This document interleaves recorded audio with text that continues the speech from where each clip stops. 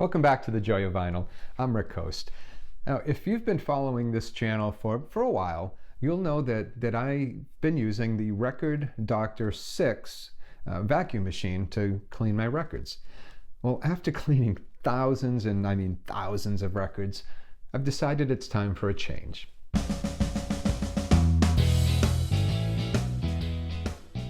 So here's my Record Doctor 6. Now, this machine has literally seen a lot of use over the last few years. It's done really well. And the only expense that comes with it is having to change the protective strips every so often. Not a lot, but after a few hundred. But I won't get into the entire process of using it, as it's all described in another video that I have. But I do want to mention that I've always used and will continue to use a two-step process. After cleaning a record with the Record Doctor, I then give it a bath with the Spin Clean using only distilled water. Now, a few weeks ago, I decided to retire my Record Doctor 6. And it's not because there was anything wrong with it. It still works just as well as the day it was delivered to my doorstep. Now, the problem is really me. The Record Doctor is entirely manual. Once it's time to vacuum the cleaning solution or the distilled water from the record surface, you have to slowly turn the handle yourself. I know it's a first world problem. It's not a problem really, but you're stuck in that position, meaning you have to stand there. It's a lot of standing and a lot of turning. I found myself looking longingly at some of the other vacuum solutions, some of the more automatic ones. There are a few out there, but the one that I settled on is the Pro-Ject VC-E2. Now, that's the baby brother of the VC-S3. So that's what today is about. Was it worth it, considering I already had a vacuum machine? Well, let's first start with the process. As with any cleaning processes outside of ultrasonic cleaners, you have to spread the solution. Now here I've foregone my normal solution and I'm using the one that was supplied with the machine. That's Pro-Ject's own Wash It 2. It's a proprietary blend of demineralized water mixed with a chemical detergent.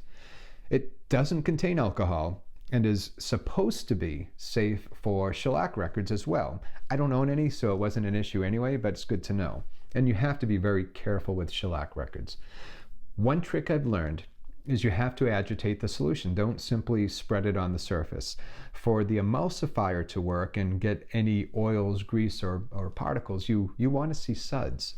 For extra dirty records, you want to see suds, and then you want to let it sit for a bit. Not long, a minute or two is fine. Before going any further, make sure the label guard is in place.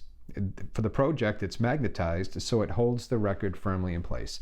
It serves a dual purpose of making sure the record continues to spin when the vacuum kicks in. Otherwise, it actually sucks right up and gets stuck in place.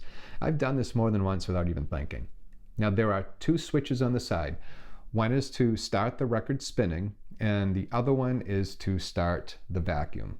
Now, all you do is you swing the vacuum arm in place and watch it do its work.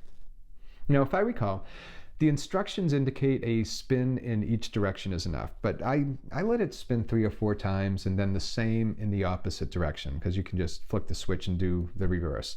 And when that's done, I do the same thing to the other side of the record. After all this, I still rinse the record in distilled water using the Spin Clean. One thing a vacuum solution will not do is remove fingerprints from a record surface. You would be shocked, seriously, how many times I've seen that. Even with newly pressed records straight from the pressing plant, I simply don't get it. I don't understand how that can happen, but the Spin Clean will take care of that with its brushes. After all of this, I then place it back on the vacuum machine to vacuum up any of the distilled water that's there. And afterwards, I set it aside to dry for a few minutes before placing it in a protective anti-static sleeve. Now, with the process itself out of the way, what are some of the features that are worth calling out?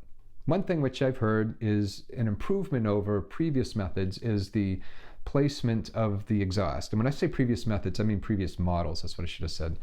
You can see here it's pointed away from the cleaning area. Past iterations of the Pro-Ject machine have placed it directly beneath the record, pointing up.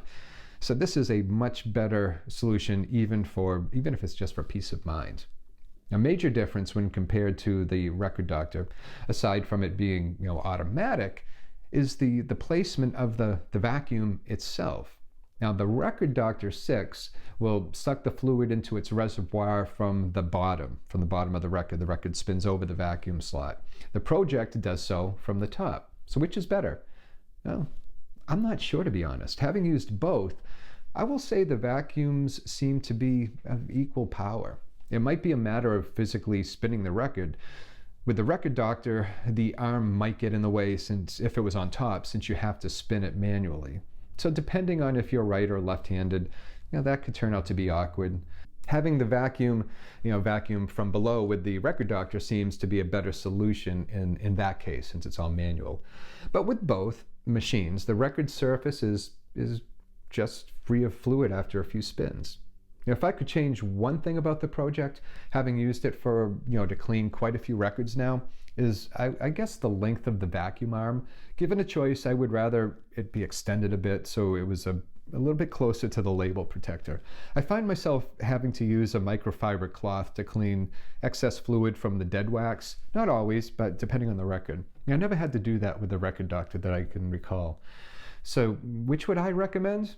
Well, for me, the fact that I no longer have to spin the record manually, well, that's a major plus, especially after having done so for years. My wrist appreciates it. If that's not a concern for you, the Record Doctor 6 in most places is about $200 cheaper than the Pro-Ject VC-E2. So it really boils down to manual or automatic for me. So what about you? Now, how do you clean your records, if at all? And I hope you do. I'd love to hear from you, especially if your experience, if you use either the Record Doctor 6 or the Pro-Ject VC-E2. Please leave a comment or get in touch with me at joyofvinyl.com. And as always, thank you for watching. And until next time, please take care of yourself and enjoy your records.